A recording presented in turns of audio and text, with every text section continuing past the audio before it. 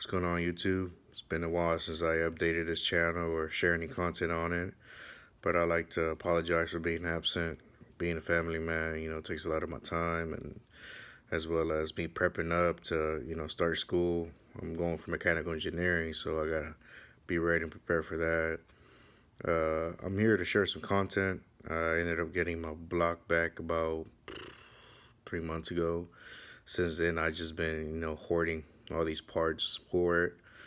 I finally got around to put it all together. So I got some content I'd like to share with y'all in case y'all want to go ahead and put y'all's engines together, the LS engines at least. This is the Gen 4. Gen 3, the same thing, just little minor details, but it's the same stuff at the end of the day. So some unfortunate events happened this past September. Ended up losing two of my good friends, my boy Josh and my boy Juan.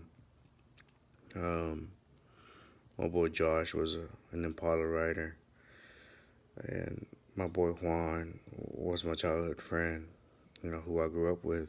When they say day one, he was my day one.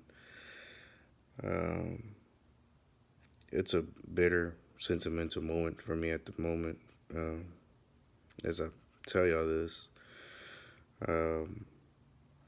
we all talked about cruising and, just having a good time and just, what car people do within the car club, and it's hard, losing those that you love, you admire, and you look up to, both of them. But I know they're in a better place, and they're watching over their family and friends, and with that being said, I like to, with whatever time I have left, from me doing my daily routine of what I got going on in life, to go ahead and finish this and go out for a cruise, and in the honor of both of them. And that's where I'm at right now, and that's the game plan for me at the moment. And I like to, at the same time, share content with y'all and just get things rolling, So before I get all sentimental, let's go ahead and let's get this content rolling, and let me show you, how I go about this and how I went about it at least. And hopefully, it helps y'all out and y'all enjoy this video. Alright, so here we have a 6.2 LS3 block. We'll relate to L92, but deleted the VVT and all that other stuff. Basically the same block, different stamps on it. I painted it gold, as you can see. We got Molly pistons, rods and crank are all pretty much stock, rebuilt. I was gonna go with the Dragon Slayer, but I'll probably put that up for my next build. But as you can see, this is pretty much ready to go, put together. Took it to the machine shop. They machined it up and everything. They actually went on ahead and put my pistons and my rods together, my crank as well, and my cam bearings. But everything else is, ready for me to finish the rest and all that. All right, so real quick, before I start installing everything, just want to go over some parts. This right here, this is my camshaft. Went on ahead and got it from England Green, as you can see right there. This is a Mayhem 3 cam. Same as a Mayhem 2, same specs and everything. The only thing is it's made by Cam Motion. Just better material for longevity. Here we have the front cover. This is the part number 42. And like I said, I don't have VVT. I deleted it, so went on with this one. VVT will have some other stuff right here too. Here we have a HD timing chain from Brian Tootie, heavy duty timing chain. Here's the camshaft sprocket. This is the GM part number on that. And then here we have the cam thrust plate. numbers right here. And we have our 4 bolts that go here that are flat, as you can see. You know. And this is the part number for that as well. I have the timing chain damper, which is right here. Part number right here. We have just some bolts, oil pump bolts and all that. This right here from ICT Billet. And finally, we have our oil pump, high volume, high pressure pump. That's the pump right there. And that is the part number right there. And also the pickup tube ring. That's the part number. Alright, so here, I took it out the plastic. I'm gonna go ahead and use this Permatex. It's basically lube. You're gonna lube up the cam as much as you can before you install it, because you don't want to scratch it up or anything like that. But you can get these at Advanced Auto Parts. Maybe O'Reilly has it, but I think you have to order it. But I know Advanced Auto Parts had it in stock. And basically what you want to do is you want to lube all this up and get it ready for install. Like I said, you don't want to scratch it up on the install. And always remember that this, whichever one has that head, that's what's going to go on the outside of the front for it to catch onto this, you know, sprocket.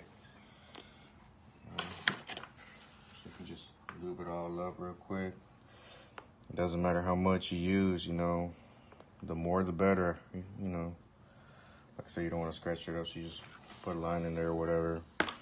Go ahead and just, you know, start lubing it up. If the first line didn't get enough, don't worry, you can put some more. But, you know, the number one thing is to protect it as, you know, the install goes in there. Or some people are old-fashioned, they like to use the oil, which is fine. Me, personally, whatever, you know, whatever's on deck. But, you know, some people use oil. The reason I use this is, man, you know, add a good little film on there, you know. It's like a little more thicker than oil. But at the same time, you know, it's like I said, it's a better film than the oil does. You know, just go ahead and work it in there. And then, so like I said, before you throw it in there, just make sure this is on the outside and this goes on the back side. So this right here, like I said, you know, this comes to the outside because that has to be caught onto the sprocket. So when you start putting it in there, you want to go ahead and just, you know, slowly put it in there and just work it slowly in there. I don't have my heads installed or anything like that. Some people, you know, since I had the machine shop already put my crank and all that, some people, they like to do is they like to install the cam first. That way they can get it on the other side. But, you know, and grab the handle through the inside.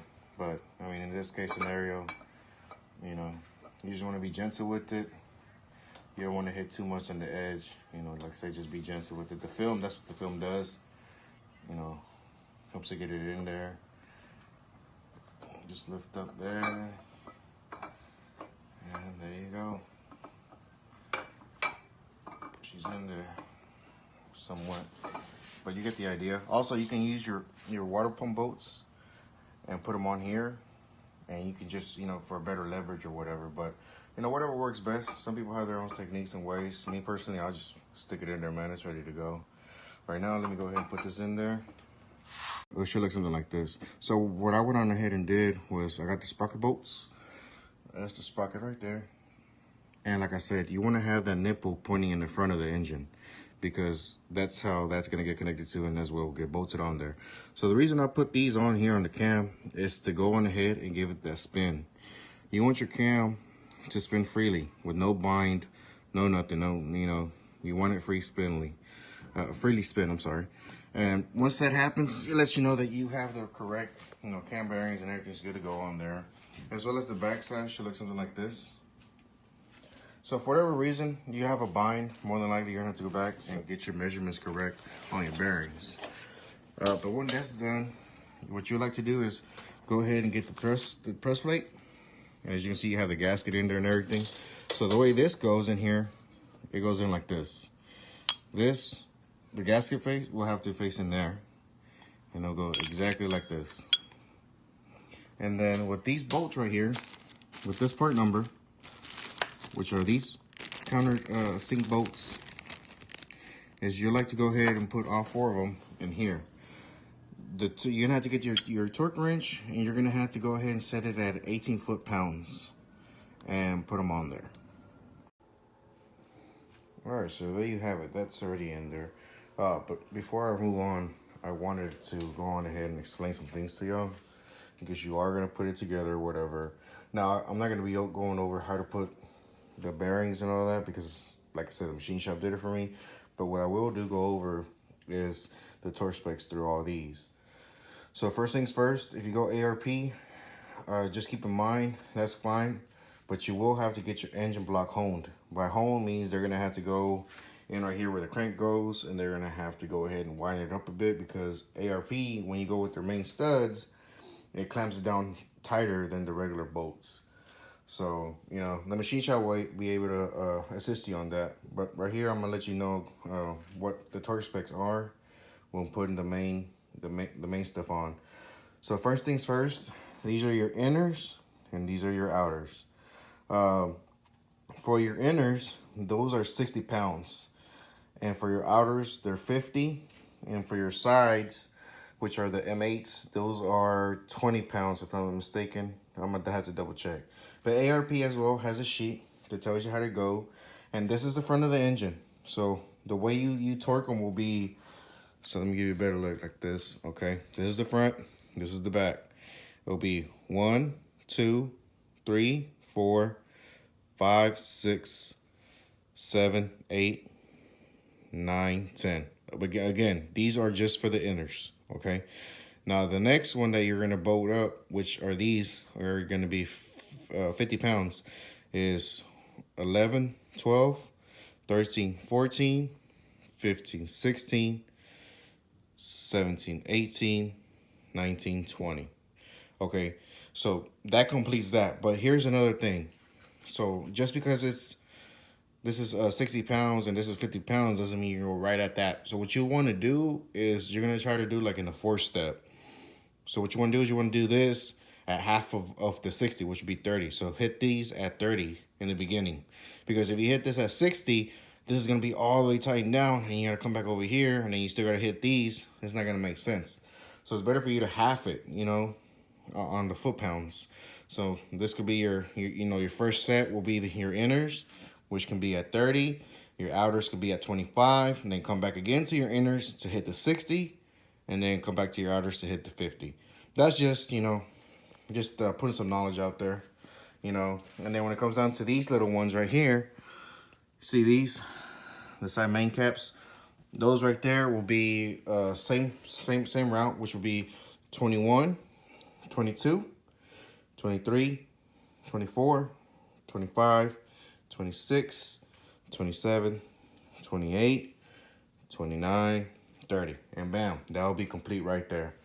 So, you know, like I said, just a piece of knowledge that I'm giving y'all. Again, you know, that's just the best way to put it together as well, in my opinion. So we're gonna go back over to putting the timing chain over, but I just wanted to go ahead and explain that to y'all before, you know, I move on. So I went on ahead and put the timing chain on with the sprocket. So one little word of advice before you do this: make sure you have your crank. As you can see, you have that little circle right there with this tooth. What you want to do is you want to go ahead and have it right at the center. So when you come and put in the sprocket, under, well, I know I said this is a GM part, but this is actually Jeg's part by looking at this number. But anyways, if it was a GM, you would have had that little circle too, but it's all the same thing. I guess in the Jeg's condition, this would be right here. And what you're gonna go ahead and do is, as well as, you know, you would like to prep it on, put the sprocket first without the chain, so you can get that centered. That way when you put the chain, you're gonna have a hard time trying to, you know, work all this at the same time, try to fit. So also when you put this on, what you like to do is catch it right here.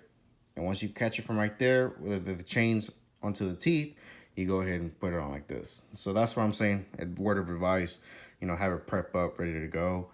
Also, when it comes down to these are gonna be 26 foot-pounds on the torque wrench.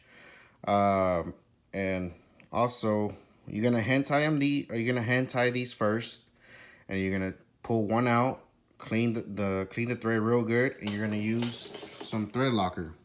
You know, thread locker's good, keeps it, you know, from coming out, locks it basically. And what you're gonna do is, once you do that, you're gonna put this in after you do all 3 of them at 26 pounds, and also clean the threads one by one. What you're gonna do is, you know, pull this out, clean it, put the Loctite, put it back in 26. Same thing for these other ones as well. And also, when you put the sprocket in there, another thing that helps is when you come around in the back, you can push right here in the back of the camshaft, and it's gonna move it forward. So when it comes down to putting on the sprocket, you have all that room, you know, to make sure you can put this on right, because you don't want to go ahead and put this on and it's barely catching, you know. But other than that, we're gonna go ahead and get this oil pump. We're gonna go ahead and put it in the oil right now, and go ahead and drench it in there, let it, you know, get soaked up, and then we're gonna go ahead and put it on here. And I'm also gonna show you the right way to prime it as well, and center it through here. But let me go ahead and get this soaked up, and then come back and put it on right now. So now I went on ahead, like I said, I went on ahead and put that oil pump inside my little tray right there full of oil. Went on ahead and spun it in there. I'll put it in there right now. You know, as far as the timing belt, everything was good on it. You know, like I said, these are 18 pounds, and these are 18 pounds as well. Also went on ahead and put the timing belt dabner that goes in there. That's SOL 16 pounds. So what I'm just gonna tell you on this, what I'm gonna do right now is actually I'm about to loosen these up, because what I'm gonna do is I'm gonna go ahead and shim the oil pump.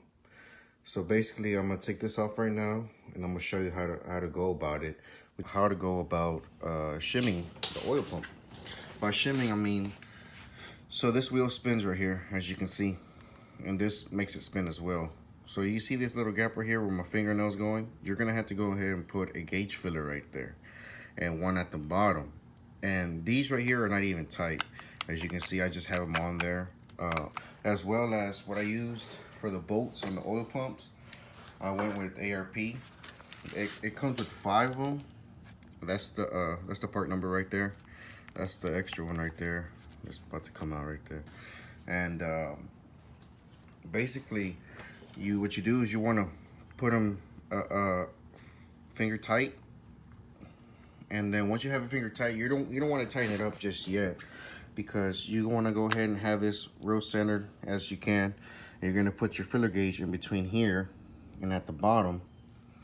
And once you do that, you'll get that perfect fitment to where this freely spins without rubbing on the housing.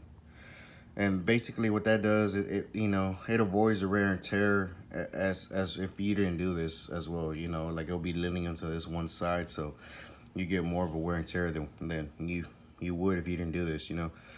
So let me go ahead and tighten these up a bit, and I'm gonna go ahead and put a filler gauge right here. The filler gauges are gonna be 2000s, which is gonna be 0.0020, or it could be 2000s and a half, which would be 0.0025. But either way, you put one up here and you put one down here. I went on ahead and went to Harbor Freight and bought this one right here for about $5, you know. And like I said, let me show you the measurements of that. Right there, you see that? 0.002 and 0.0025. You know, those two will fit perfectly in there. And as well as I went on ahead and last night I painted the front cover of it. As you can see, even got the bolts gold, you know, just to match with the engine. But let me go ahead and put the fillers, and I'll show you what I mean right now. So here we have the oil pump. Like I said, I went ahead and drenched it in the oil right here, this little bucket I have of oil, and I put it on. This is gonna be finger tight. And as you can see, I have my bottom filler gauge. This is the 0.0020 gauge that's at the bottom. And I find it more easier to put this at the bottom first, because you don't have to, you know, if you put it on here, it's gonna go out here first, but it's better for you to curve it without the top one being on there, so you have more room, you know. And then the second one, you know, you put it up here. As you can see, you know, once you put it on there, you push it in there or whatever. Like I said, this is finger tight. So now this is basically the gear's already aligned. What you do is you go ahead and you're gonna torque these to 18 pounds. And once that torque to 18 pounds, you go ahead and remove these. And if you want, like for instance, I left mine in the oil. So if you didn't do that, you can just get the little squirter that squirts the oil and put it in between each gear and twist it around.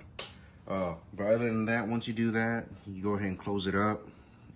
Like I said, first you want to go ahead and tighten these up to 18 pounds because you want to have that the right fitment alignment for it, you know, before you take these filler gauges off. And once you take that filler gauge off, this should be, you know, move freely with nothing. You know, the only thing that's gonna be in between here is the oil, you know, the film of the oil going around it, you know. Like I said, little stuff like here, like this, you know, kind of saves you the hassle in the long run, you know.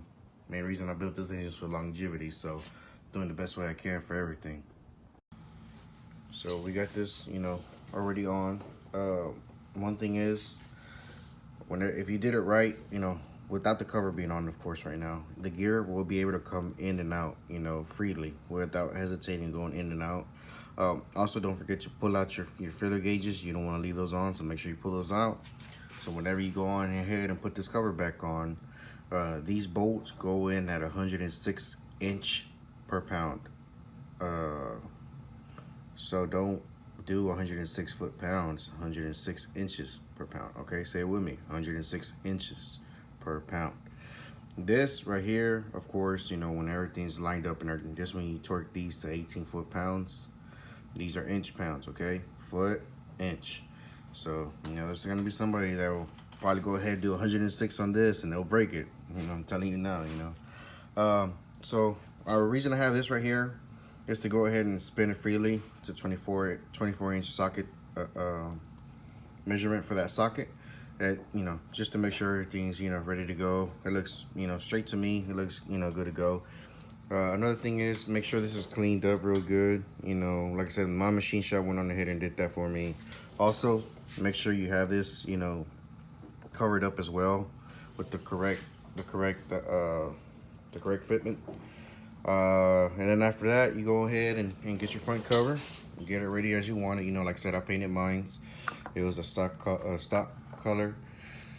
I went ahead and colored the bolts. Another thing I recommend is, you know, put it on with the gasket. If you do that, it'll, you know, hold your bolts on there. And then, like I said, make sure everything's good to go. Everything's good and cleaned. Right now, I'm gonna go ahead and put this on right now and let you see how it goes. Again, some people like to use the tool to center this as well. You can. There's other people that just throw it on there. It's up to you. I mean, I recommend using the tool.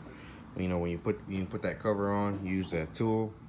Also, I'd like to share with y'all what I use to color the VVT high temp. You know, the black, the gold, and also don't forget your clear. Extra protection for your coat. But yeah, let me go ahead and put this on, and I'm gonna show y'all. And also, I'm gonna flip it around. I'm gonna flip the engine around upside down, because there's another thing you want to do is you want to make sure that the bottom of this is flush with this whenever you go ahead and start putting your oil pan on. So we're gonna go ahead and knock that out right now too as well. So I went ahead and installed the front cover. As you can see, I'm getting ready to go ahead and put the oil pan, but first I had to take it off the engine stand, and as well as put the rear cover. And I'm changing the rear galley plug for this billet one. I got this from Improved Racing for like 26 bucks. The main reason is because this is plastic, you know. Like I said, I want longevity and all that, and reliable parts, you know. So I'm getting rid of all the plastic stuff that I don't really need. Here's the rear cover. I painted it. And here's the oil pan. This is from BRP. This is the low profile oil pan from them. Pretty pricey, but well worth it since my car seat's very low. But let me go ahead and put this on as well. Same thing, you know, 18 pounds. And I haven't even tightened this up yet because, you know, you got to make sure it's flush at the bottom. Once I get that perfect flush with it, I'll tighten it up. but just wanted to go ahead and show y'all. As you can see, the billet one's installed. Now, the way I went ahead and pulled this out was you got just basically a Phillips screw driver with the nail. Put it in there and yanked it out with some pliers. That's the way you take these out, because you can tell it's old. But anyways, it's plastic. Billet's the best way to go, in my opinion. So there goes that. Now I'm gonna go ahead and give it a good clean and install the rear cover right now. So this is done already.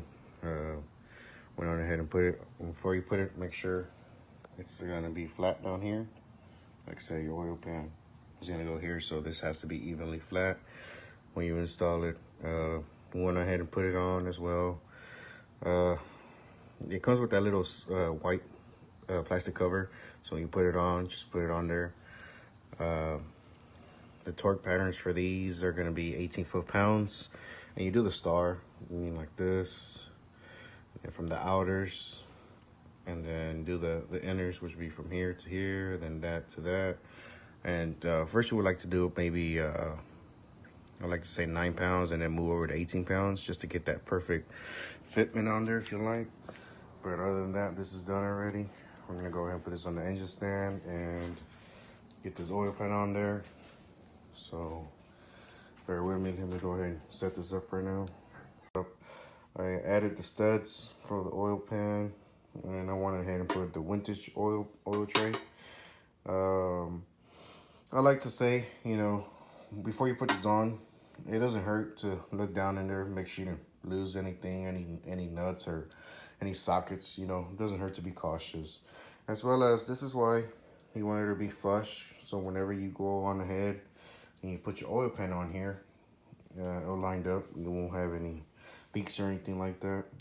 Let me see. So let me go ahead and go over some parts that I got from, this is a BRP oil pan, or also low profile.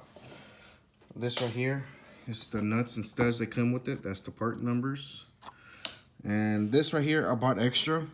Let me show you why. As you can see, it has that extra lip right here at the bottom where my finger's at, my ring finger. And the reason I did that is because if you check this out right here, the pickup tube, as you look closely, it only has for one nut, one screw to go in there with it.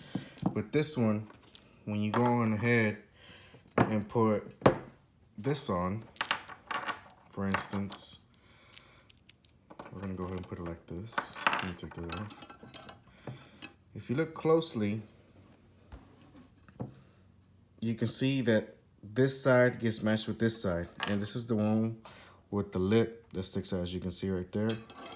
So whenever it goes on to being put right here on the oil pump, it will sit there nice and flush. Gives it that extra strength to being in there. As well as this right here. This was packaged in here. This came with the oil pump. But this right here actually might be the same. This was already with the pickup tube, but I just went on ahead and went with the one that came with the oil pump, just to be on the safe side. Also remember to oil this up before you put it on. Let me see what else. This as well comes with it, with the oil pan, where your oil filter goes in and everything, as you can see. If you can see in these little envelopes, these two little rings come in there. These rings go in here when you set it down. Okay. And as well as the gasket that comes with the oil pump. Here it is. And let me go ahead and introduce y'all to the oil pump. The oil pan. As you can see, it's a low profile. I have, like I mentioned before, I have a Hostage blue springs, as well as my car sits very low with a QA1 adjustable shocks. So, you can go with the Holley 302 too, if you like. Me personally, I just went with BRP, just because I went already with their mounts and all that. But, this is how it looks. Let me show you inside. Pretty nice little construction layout that it has.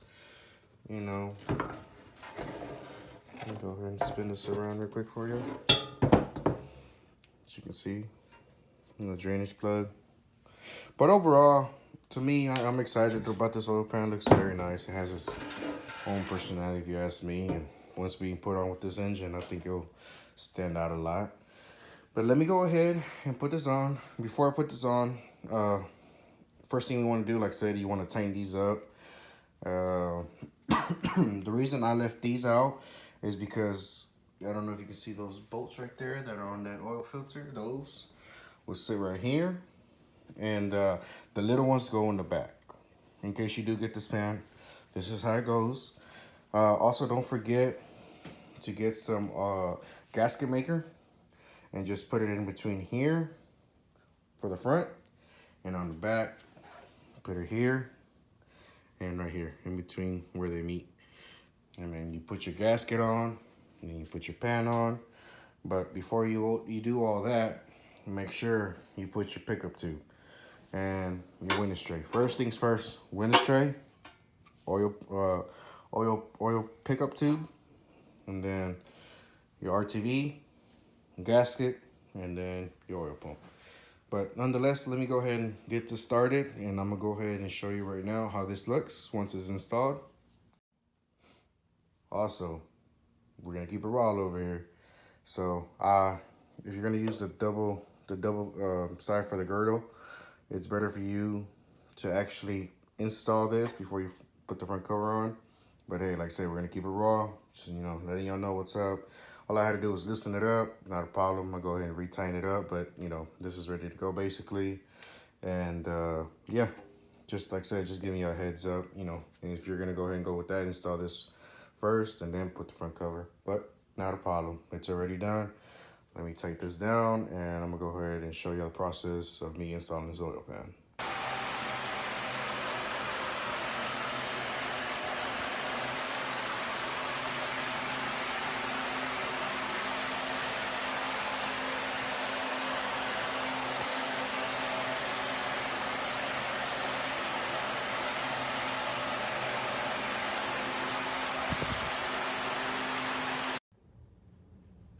There you have it, ladies and gentlemen. The engine is already complete, bottom side of it.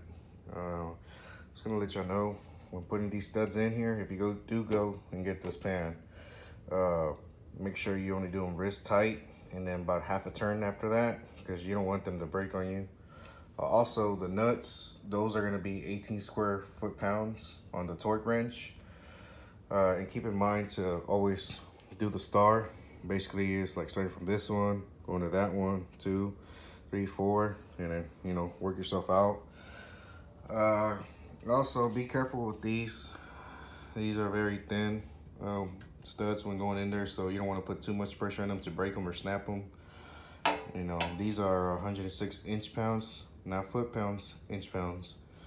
And yeah, she's ready to go, honestly. Or he's ready to go. It's a guy. It's a stroker. Yeah, no, that's the name of the car. Anyways, I love the oil pan. That oil pan just, it stands out. It's a bit pricey, but man, this build, you know, I'm going all out for it. The best of the best that I can get my hands on. And that's pretty much for this right here. Now, working from the heads up, let me give you a little preview for the next episode before I end this episode. Here are the heads, 823 heads. I shaved these off. I'm gonna go ahead and fill them in, paint these, get the heads redone. Well, they actually been redone, but just cleaning up a little bit more. Let me see what I got over here for y'all for the next episode. I already got the lifters soaked in there. They've been in there for about 2 or 3 days.